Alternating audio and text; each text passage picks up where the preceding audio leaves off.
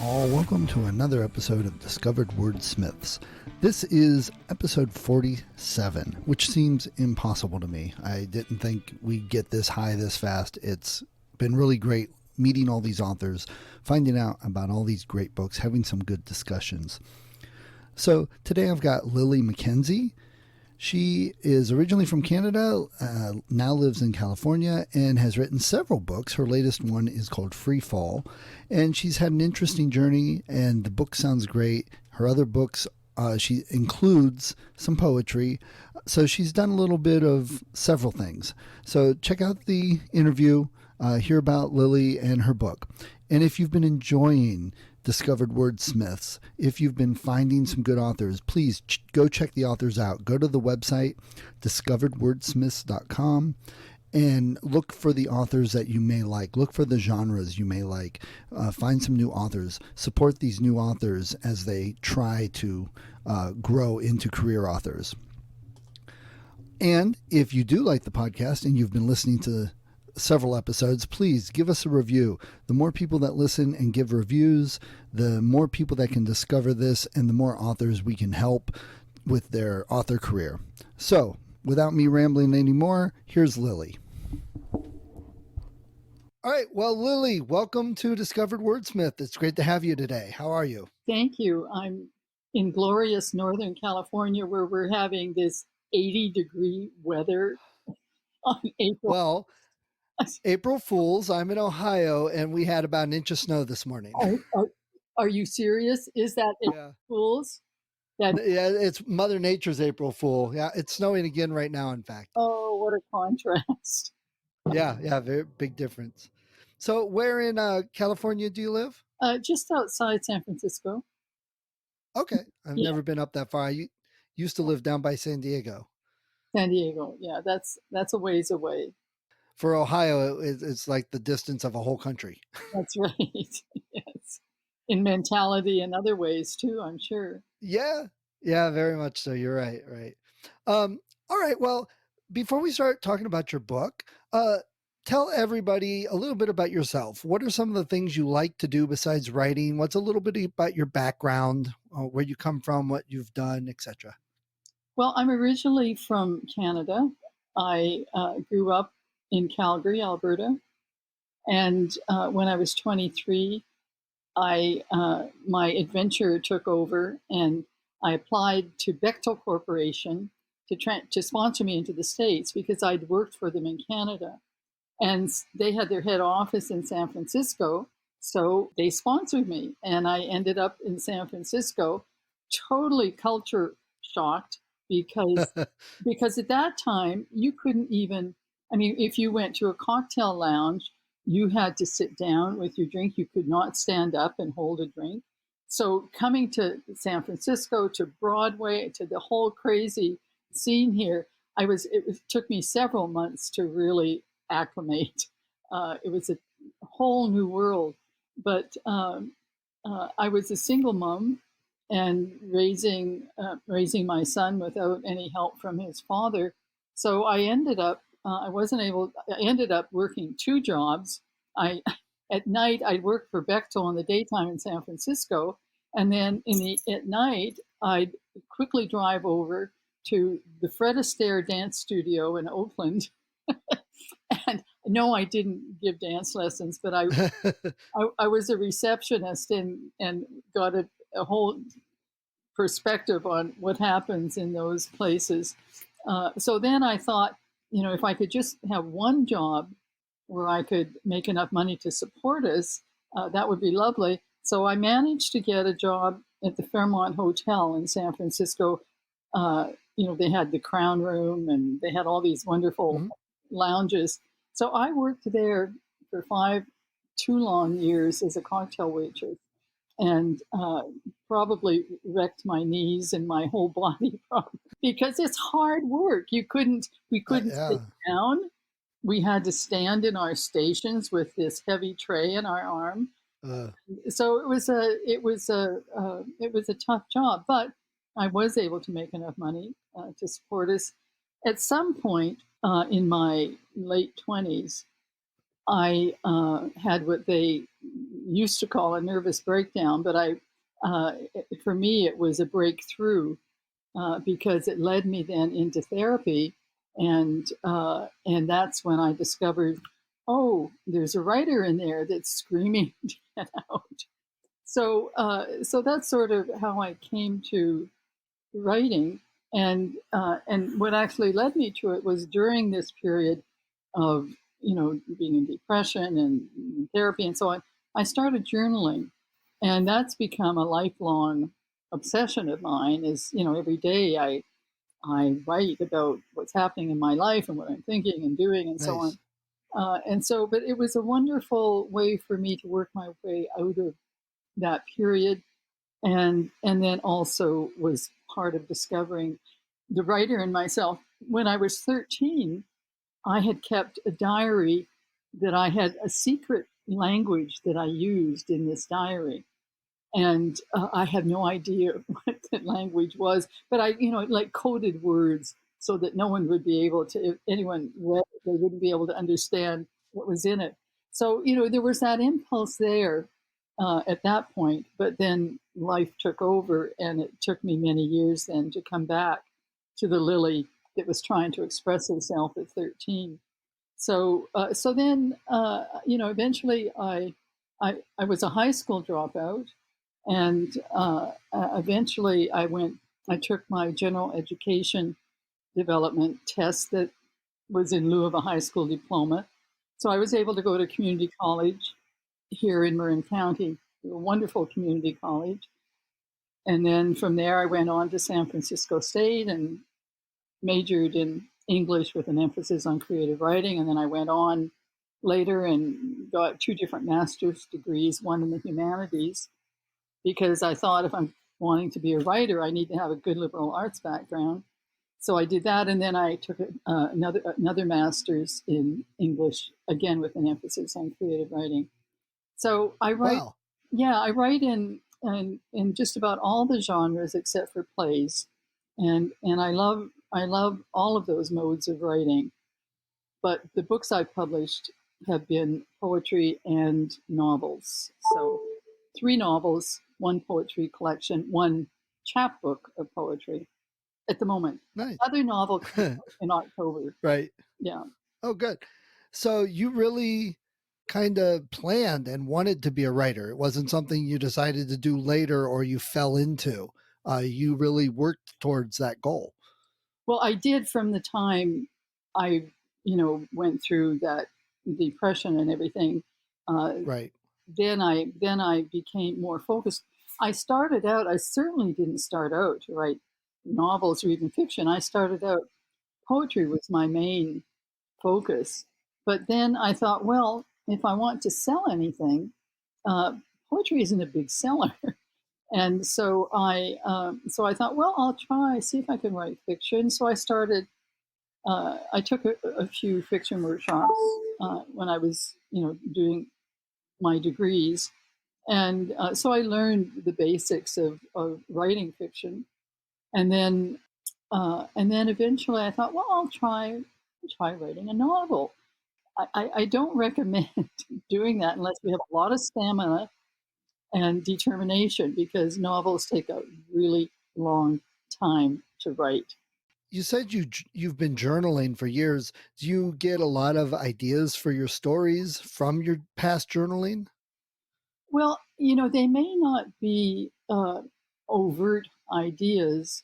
I also record my dreams every morning, and they're so rich in imagery and characters and things that I know that those things bleed into my writing, whether it's poetry or fiction.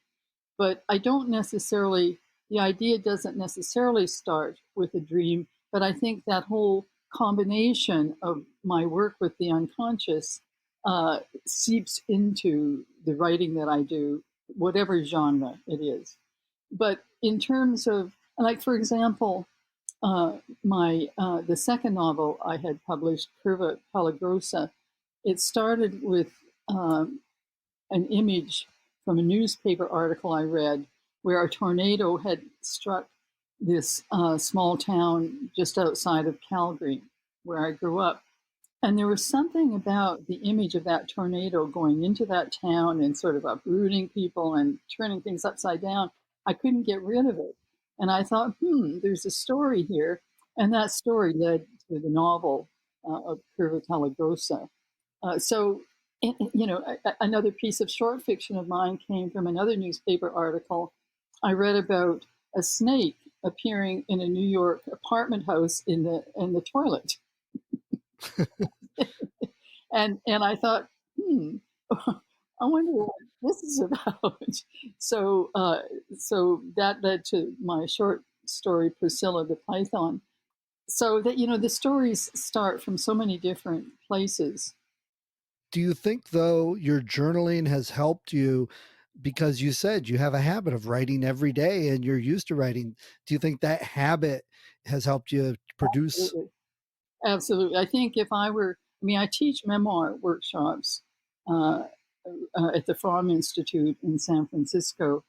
But if I were teaching, other classes, poetry or short fiction, I would really urge students to get into the habit of keeping a journal, because not only are they, priming their unconscious and keeping that connection going with their unconscious, but they're also developing the practice of writing. I mean, just being able to get down sentences and to get comfortable with your voice and, learning, trying out different things. So I think that journaling is a really excellent foundation for all writers. Your first book, or actually your latest book, tell us a little bit about it, what it's about. Yeah, Freefall, a divine comedy. It came out of my husband and I took a trip to Vancouver, where I once lived. Actually, it's where my son was born, and I had a friend that I hung out with back in the late 50s. She had a place in Whistler, BC, and she invited us, to visit there, which we did. And during that visit, we were reminiscing, and this woman who owned the house in Whistler, BC, was part of this group of 4 young women that I was part of, and we called ourselves the 4 Musketeers. Muskrats are Canada's almost its national anthem. The beaver is the national anthem in Canada, but muskrat's close. Anyway, so we were full of ourselves, and we moved to Toronto and etc. But then we broke up, and there were some bad feelings between some of us, and some of us never saw each other ever again. So, we, in that visit to Whistler, I started thinking, well, what if these 4 women were to get together now? What would that be like? And so that led to then Freefall, a divine comedy, which was published just in 2019. And it's the main character, Tilly Bloom, is a wacky installation artist, and so she's sort of the focal character of the story, and so these women all end up in Whistler, BC, for a reunion of 4 days. While they're there, Tilly discovers that one of her friends actually has a place in Venice. And Tilly also knows that Venice has a biennale, an art biennale, and it's happening that year. And Tilly still hasn't quite made it as an artist. She has to apply for grants, and she does waitressing work and so on to support herself.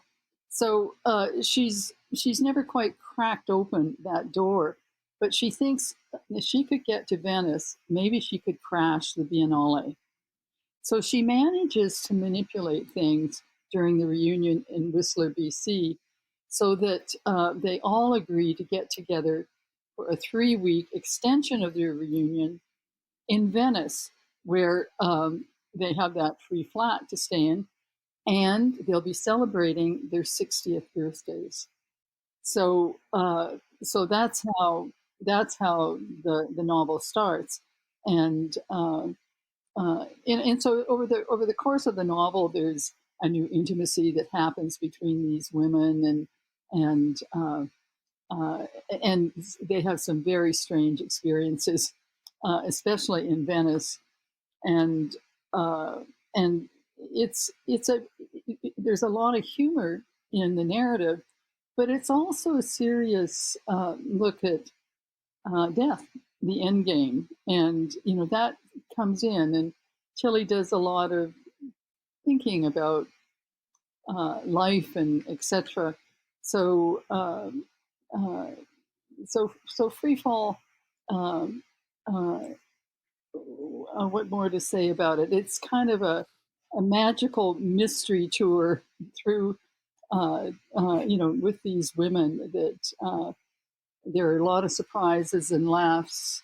And I'm exploring aging, I'm exploring art in it, I'm exploring feminism, I'm exploring motherhood, and life itself. So, yeah. Nice. And did you self-publish this, or is it published No, traditionally? no, none of my novels are self-published.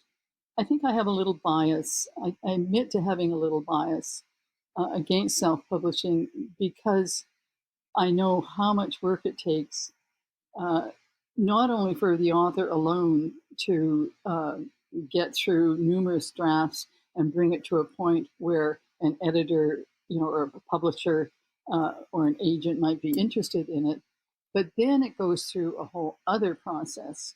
So if you're self-publishing, you're missing out on that whole other process, the dynamic between you and an editor, in a publishing house, and the input that they then have into the narrative that helps to bring it to a whole other level.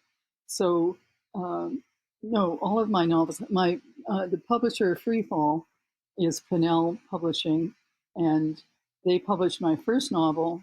They published Freefall, and they'll be publishing this other novel that will be coming out in October, Confessions of a Canadian Girl in Training. And uh, uh, and then Regal House Publishing published my other novel, Curva Pelagrosa. So, what type of feedback have you been getting from readers? I mean, I don't get a lot of direct feedback except from friends who look at me quizzically and who discover that there's a lot more going on in my mind than what they ever suspected. So that's kind of fun to be exposed in that way, and all writers, take that on if they start to publish their work. It's kind of like a dance of the seven veils. You can't avoid but expose yourself, even though Right. even though Tilly Bloom, the main character in Freefall, I'm not an installation artist, but there are aspects of me, that come up in her character. Just aspects of me come up in all of my characters. Can't hide. Let me ask if you had a choice, would you rather have this book made into a movie or into a TV series? Well, I'd be happy with both. I wouldn't turn down either one of them. Would, Right. would you? No, probably not. It's just interesting the different answers different people get. Some people prefer having a movie, and some people would prefer having a TV series. I guess it just depends on the person. It's Well, interesting. yeah. I mean, I'm not. I mean, why would I? Why wouldn't I want both? Right. What? I mean, really? Um, that I would refuse. Oh, I'm sorry, but I don't do TV. Or no, I'm sorry, but I couldn't Right. have this made into a movie. It's sort of, Right. it's, And you mentioned your next book coming out in October. So it's all written, it's just waiting with the publisher? it's with the publisher going through an editing process right now. Yeah, Got it. yeah. Okay. And it features actually, it is a sequel to Freefall in the sense that the main character in Confessions of a Canadian Girl in Training is Tilly at a young age. So it follows her from about 4 years until about 18 years. It's a coming of age novel. Where can you get your book? Well, guess what? Amazon. I'm Got it. sorry, but It's difficult to get if you unless you're really famous. It's difficult to get novels into bookstores. And what happens if you go to a bookstore and order a book, they can order it because it's part of that system, but they won't have it in their store. So you could go to your Right. local bookstore and say, "Gee, I'd like to get one of Liliana Mackenzie's novels," and they can look up the novels, and the bookstore could order it for them. But if so, they can do that if they can't stand Amazon and what it stands for. Uh, but Amazon, Barnes and Noble, Do you yeah, do you offer the book for sale on your own website? I don't. No, it's too complex. Okay. I mean, I have enough to take care of at the moment Got to it. sell my books too. Okay. Okay. A couple other questions. Who are some of your favorite authors, and what's some of your favorite books?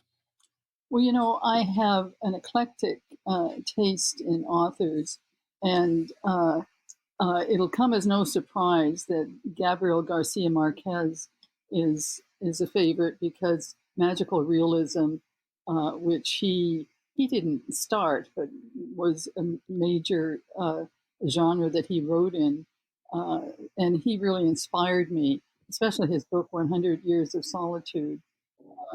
But I love Anne Enright. She's an Irish author, and she's so witty and she's such an excellent writer that I'll read anything that she wrote. And the same thing, Per Pedersen, who's a Norwegian writer.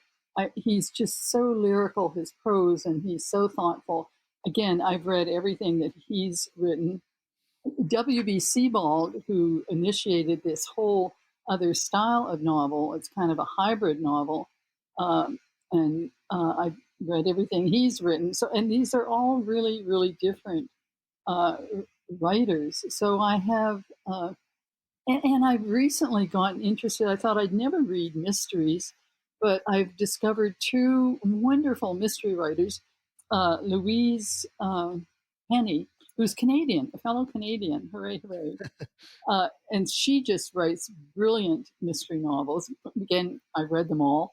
And Peter May, who's Scottish, which Mackenzie has a little Scottish in her.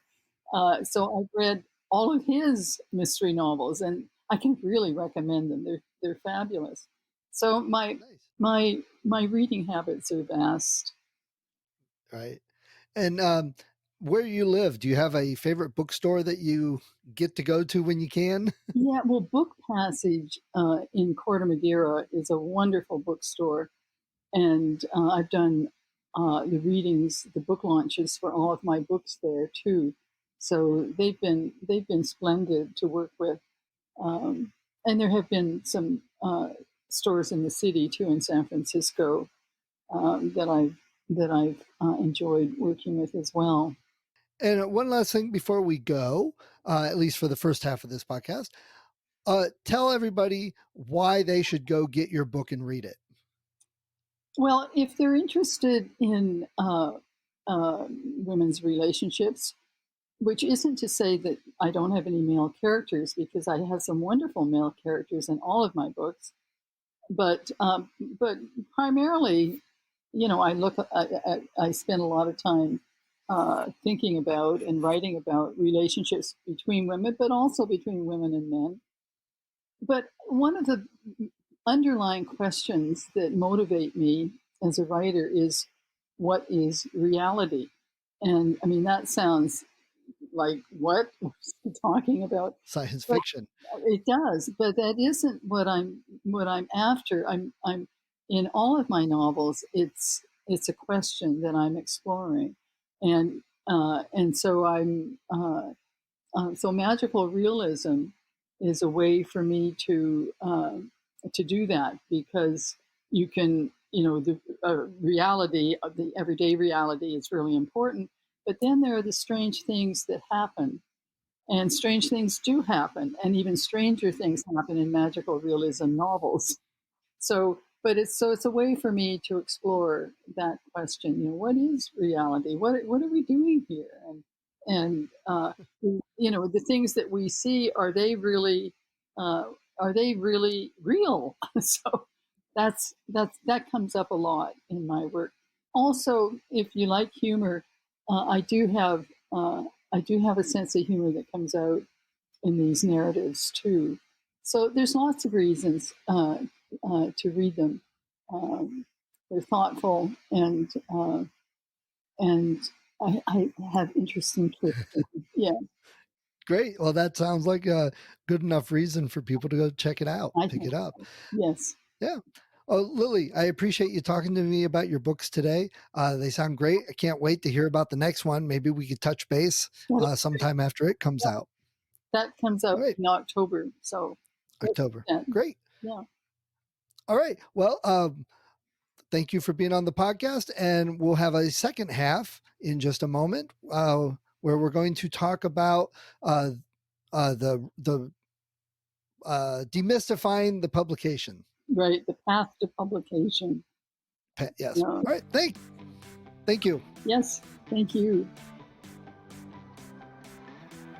Thank you for listening to Discovered Wordsmiths. Come back next week and listen to another author discuss the road they've traveled, and maybe, sometime in the near future, it might be you.